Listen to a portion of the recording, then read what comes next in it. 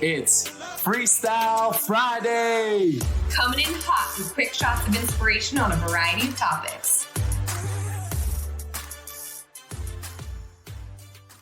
Hey. Welcome to the Getting Magnetic Show. Your co-host here, Wade. And Sandy. We are pumped up to be here today. It's Friday. Fridays always feel good. I always say that, but there's something about Friday. Top 7 day of the week. Today, anyways, let's get into the topic.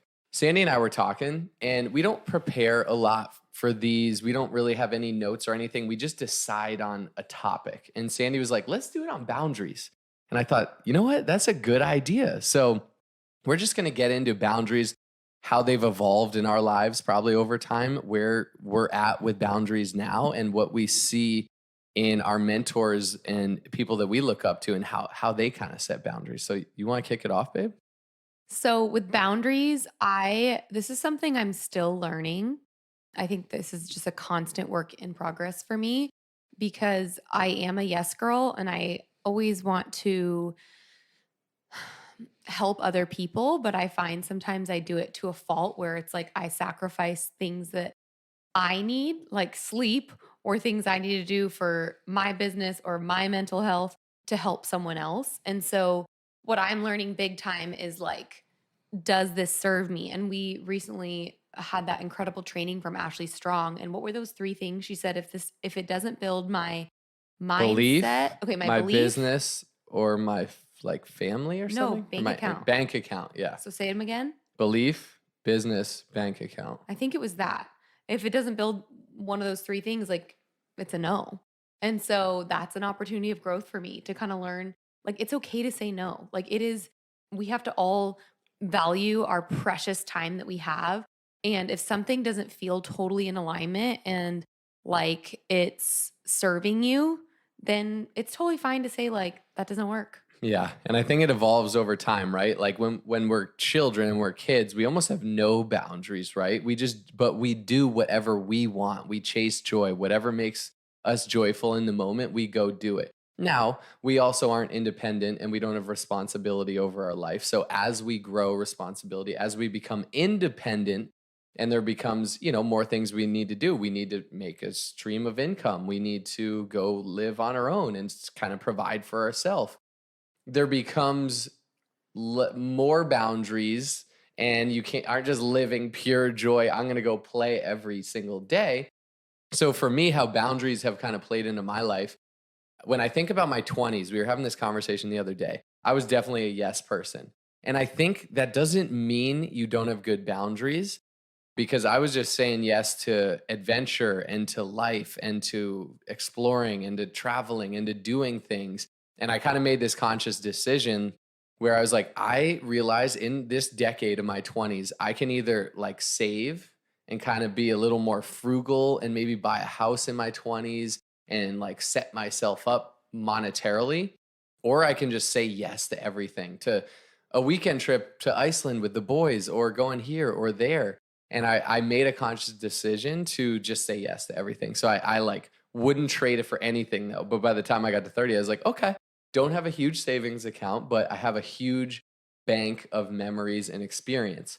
And as we've gotten older, I've realized I can't say yes to everything, and boundaries are important. And I think where boundaries come into my life is when something feels right to you, your gut, your intuition, just like that's a yes, say yes to it. But when something's like you feel like you're people pleasing, like maybe there's some people that you don't necessarily vibe with, or that don't raise your energy, and they're like, oh, we'd love to like go out to dinner or something, and in your gut you're like, I don't know.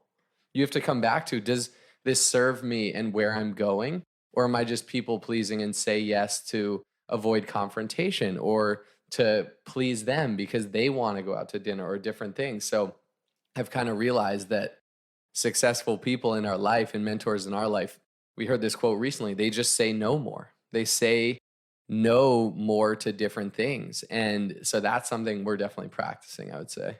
Yep. Saying no more and having peace with that. Yeah. So I think that's like an ever growing thing that I'm focusing on a lot more now than ever. And I don't think of myself as a people pleaser, but I think it does stem from like ego of not wanting to be perceived as someone that thinks they're better than other people. But Hmm. I've really drawn a line with, how many people want to have like a call or meet up or this or that. I love doing that. But if it's just to like pick my brain, I get those messages a lot.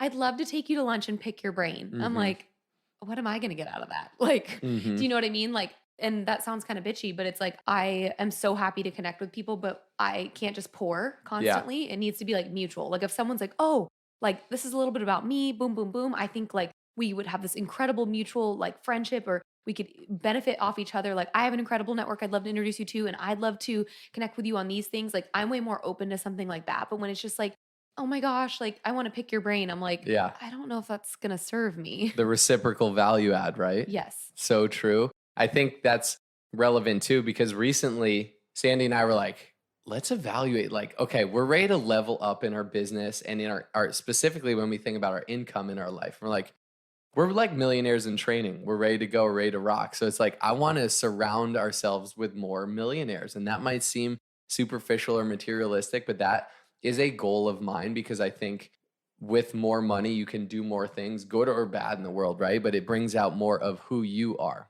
and it enables you to do more, be more, have more, bless more. And so all of a sudden it's like, okay, like who are millionaires in our life that we know? And how can, instead of saying, hey, I'd love to pick your brain, how can we add reciprocal value? How can I go add value to them and establish a connection, a conversation, and kind of almost get into the circle? Yep. So that's it, guys. Boundaries. Create boundaries, live by boundaries. What would you say? How do you set boundaries? I think you, I have one particular thing we both do. okay. How we use our paper calendar.